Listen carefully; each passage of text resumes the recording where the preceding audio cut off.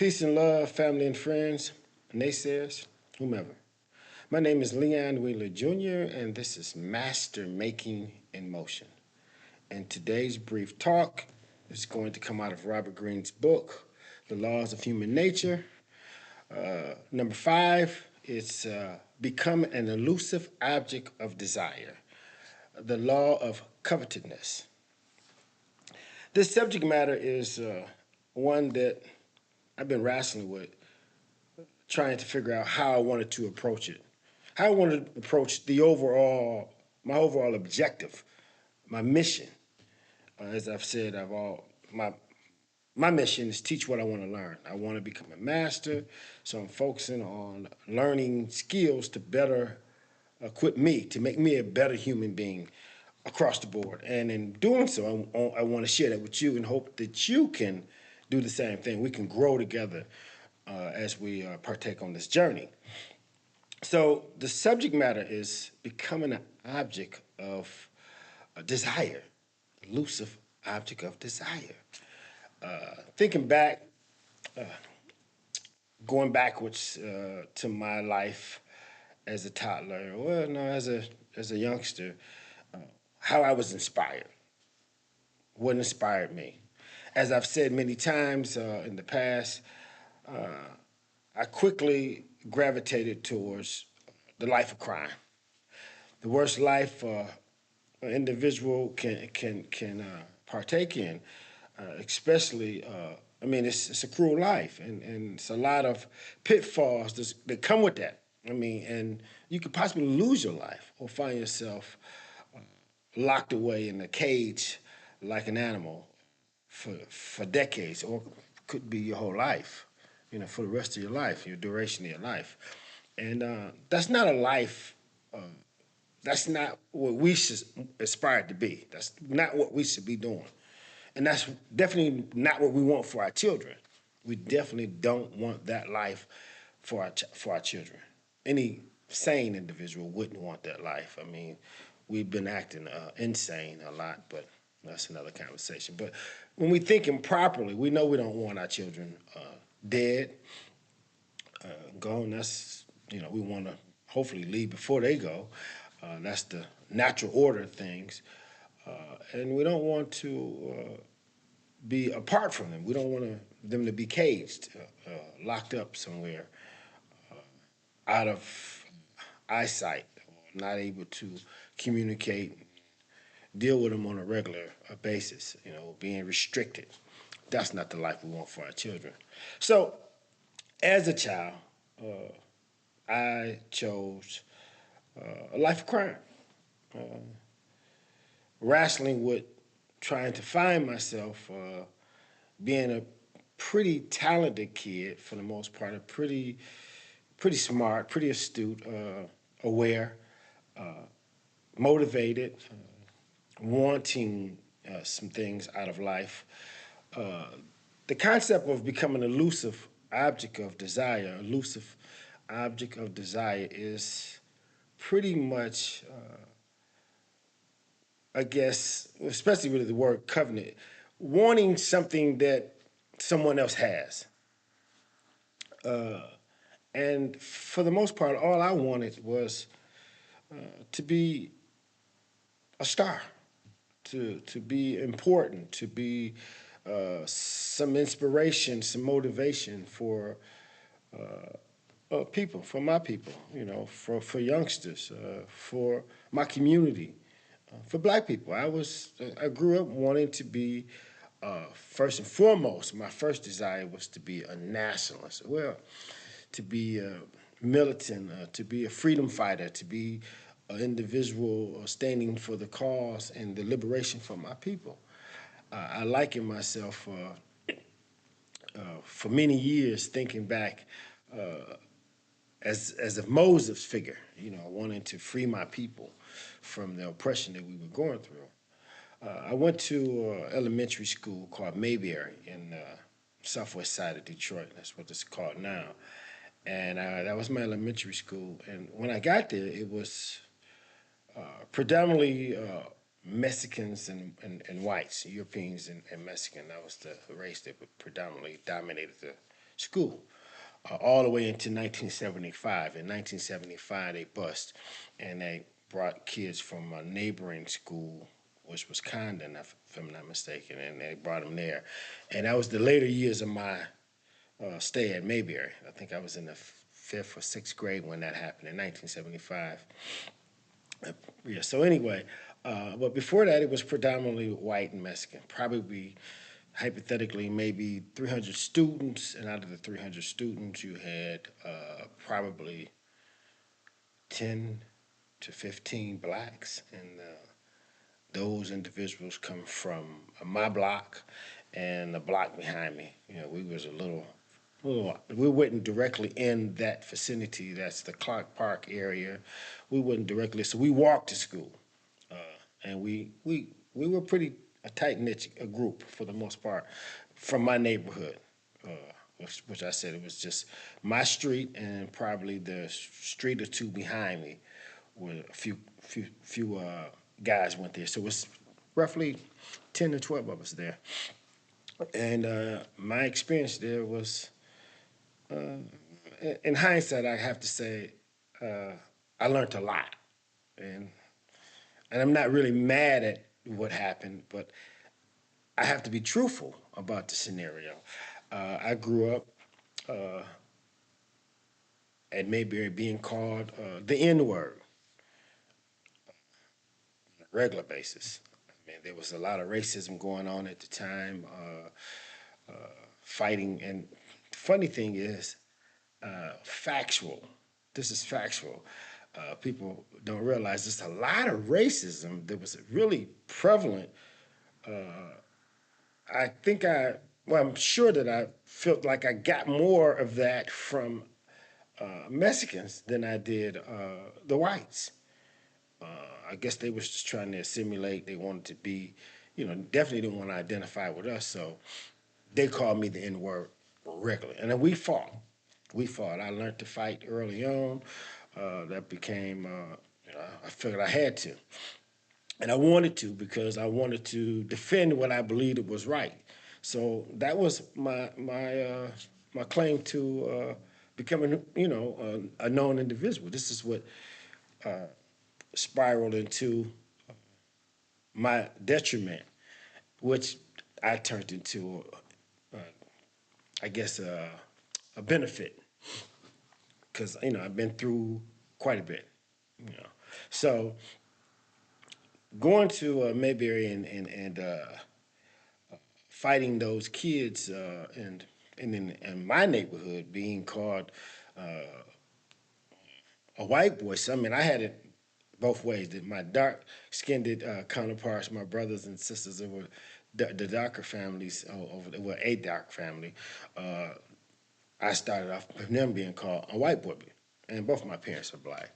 But that's neither here nor there. But anyway, so this was the mindset. So I fought, and I looked at the people who was calling me white. I thought they was mad because I come from a somewhat militant background. My father and them, my father and his brothers, they stood for being prideful, being black, coming from the South. I mean, they've been, I'm sure I was discriminated against and was dealt with a lot of racism down there.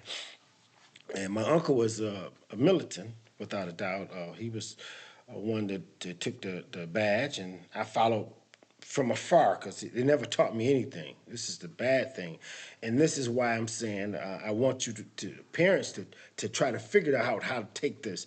Not try to figure out. You have to figure out how to take this particular concept. This is what the whole book. This is what we're doing this for. Really to prepare the children. But in doing so, we have to learn so you teach what you want to learn. That's my philosophy. I want to learn how to be a master. I want us to become masters over ourselves. So we have to learn certain things so we can teach it to our children.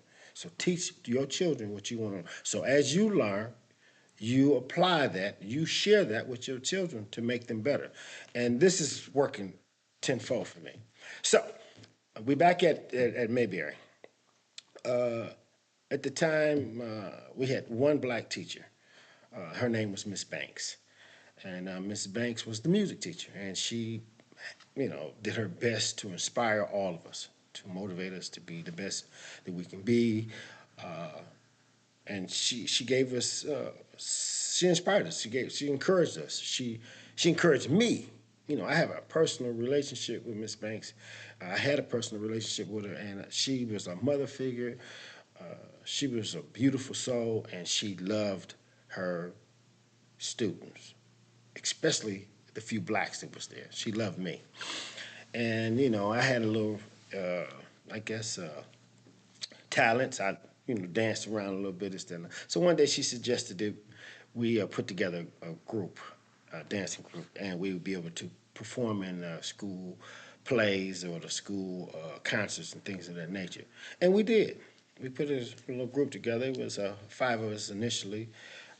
Me, Conrad, Lorenzo, Philip, and Ricky. That was the five of us, and we were inspired by the Jackson Five. Michael Jackson was my hero, actually born on the 29th of August, as me. My birthday just passed, turned 61. And Michael was all of our inspirations, but, being one of the youngest at the time, this is probably early 70s when we did this. This was before 75. This is probably, probably in I think probably in the second grade, first or second grade, somewhere around there, when we did the first show that we was able to be in, and we turned it out. Being that I was, like I said, one of the younger one.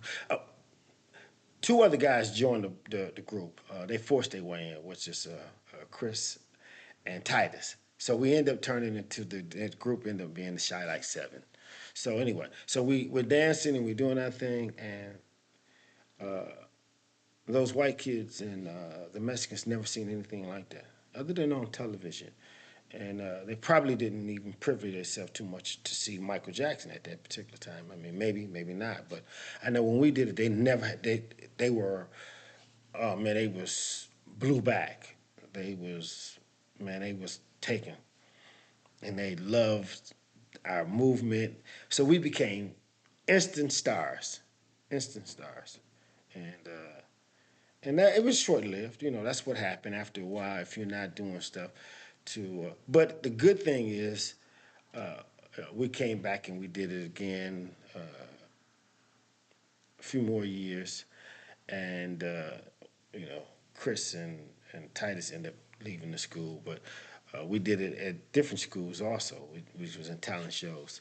But when we came back and did it at Mayberry, it was like to rekindle that, and it started all over again. So that pause created, I guess, a urgentness in the kids, and they wanted to see it again. They wanted to see us dance. They wanted to see us perform. And Miss Banks was so happy about what we did. So I was able to see how a pause can create the desire for someone to see you again. The separation. But I didn't really, I didn't grasp it like I do now. And even in my adult years, even this is why the book is so good for me today, is because I'm learning so much more out of it, things that probably crossed my mind, but I never was able to really tap into it. And I say that to say that that's a good thing. Sometimes the separation is something that you need. You have to remove yourself for somebody to appreciate, because we get to a point of become too familiar with one another, and we lose the appetite, or the it diminishes. We're not so caught up in wanting to be with an individual, because you get so used to them, you just take them for granted, more or less. So I learned from that, how to at least exploit my gifts, how to make people desire me. So I mean, and I use it across the board. I use it across the board, and I had became really good at showing some of my talents and exploring and showing people that and I did that across the board. Again, I did that when I created my crew for my drugs, selling drugs, my crew, my gang. Uh, I did that with them. I learned how to seem charming, what I'm saying, elusive, you know, and make people want to be around me. But again, a lot of times, I had problems with that also because I didn't understand, all of the I guess all the functions that goes into this. So this is what we're learning now.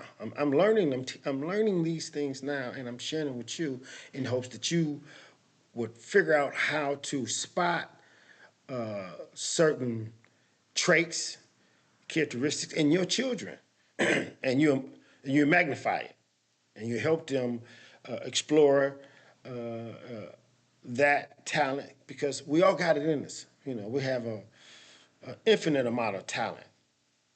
My people, all people, human beings, we do.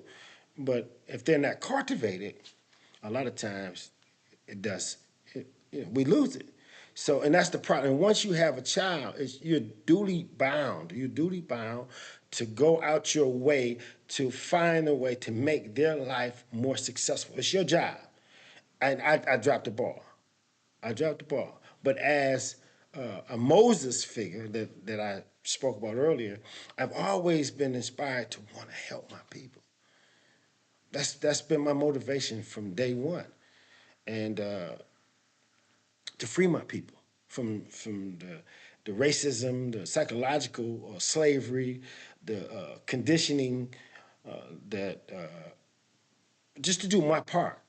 And I'm more apt at that today than ever before. My thing is to find a way to present myself to you to keep your attention, to grow, for us to grow together and to become greater human beings, better human. I just want to do my part. And this is my part. This is my part as, I guess, an individual who want talents of those messianic people, people you find in the Bible, and I want those traits, those characteristics. I want to live them out. So that's my become an elusive object of desire. That's mine. That's my covetousness, my wanting something that someone else have, but not in a negative way. But I never really understood what covetousness mean. I never really understood that. And that's I guess the mindset, the syndrome of thinking the grass is greener on the other side. But once you get there, it's not always true. So we have to learn how to prepare our children so that they can become the best human beings that they can be. That's our job, and that's my job. My job right now, and I'm all in, and I'm here. This is my this is my mission. It's always been my mission. I've always been Moses, so to speak. I've always been that inspired spirit. Now it's just about finding the right way to do it. Because here it is, my birthday just passed. I'm 61 years old and I'm still learning. And I love it.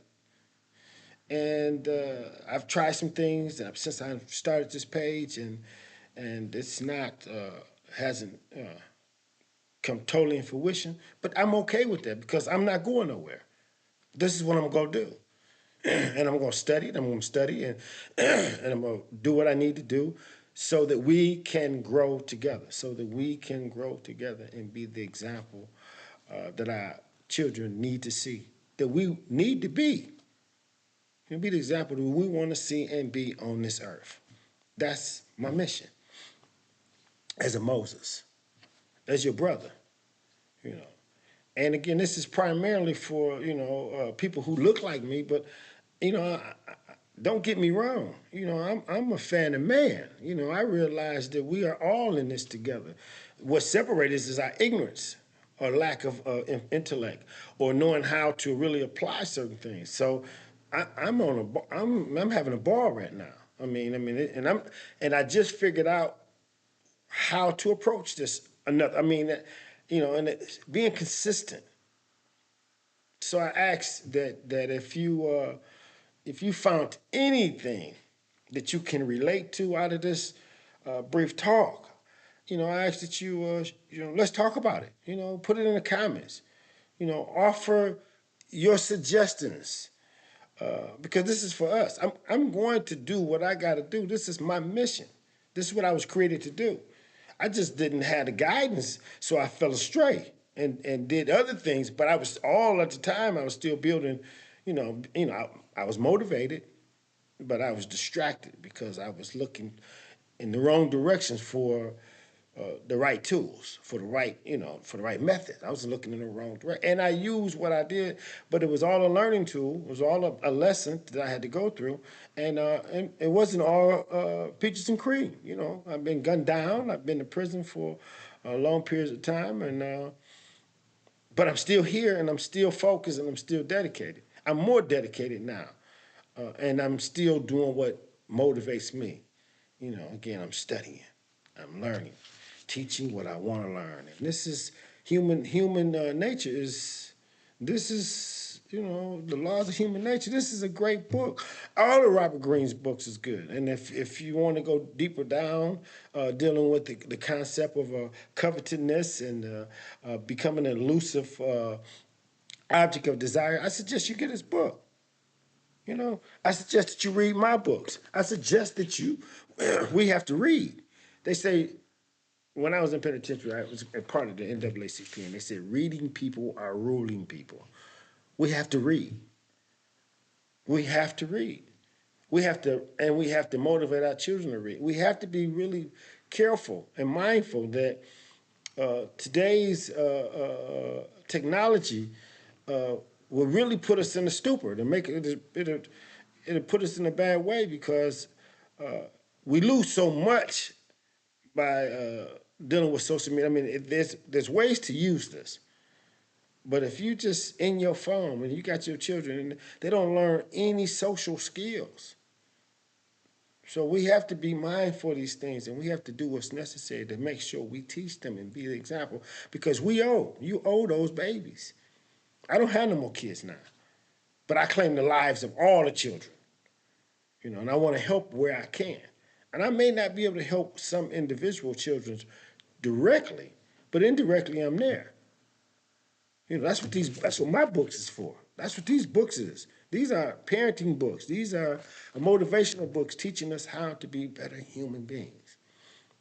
So, if you can get them at Amazon and Barnes and Nobles. This is King, Master in the Making. This is what this show is, and this channel, and then Codes and Ethics for Up and Coming Players. Wrote this in prison because I was just looking at the state of my people. You can get them at Amazon, Barnes and Nobles. You can get them in hardback, softback. You can get them ebook, or you can get an audible book. You can listen to it. But you got to get them. You need to get them. And I wrote them for us. I was inspired, and I wrote them for us. You know, and I was motivated, and I'm not done. And that's what this challenge for. It's for us to grow. I want to motivate us to be the best that we can be. I want to teach what I want to learn. I want you to learn with me. I want us to go on this journey together, striving to be the best human beings that we can, being the greatest examples, because we have to change. We have to we have to we have to take the ship is going in the wrong direction. And it's probably gonna fall off into oblivious, into abyss or something. So we have to turn it around and get on track. So if I said anything uh, that that if I spoke any words that you can relate to, that can motivate you, or has motivated you, if you find something that you have in common with something was said, share with me. Share it with me. Put it in the comments. Let me know how you perceive becoming an elusive object of desire. What do you know about covetousness? How could you apply this with your children? Share it in the comments. Let's talk about this. You know what I'm saying? And uh, uh, and if you like it. Hit the like button. And subscribe. But make sure you share this conversation with somebody that you may know that may be able to, benefit from it because you help the channel grow with that, And I need your motivation, because we are one. Hey, so I guess I'll leave you as I came. I'm just gonna say, be.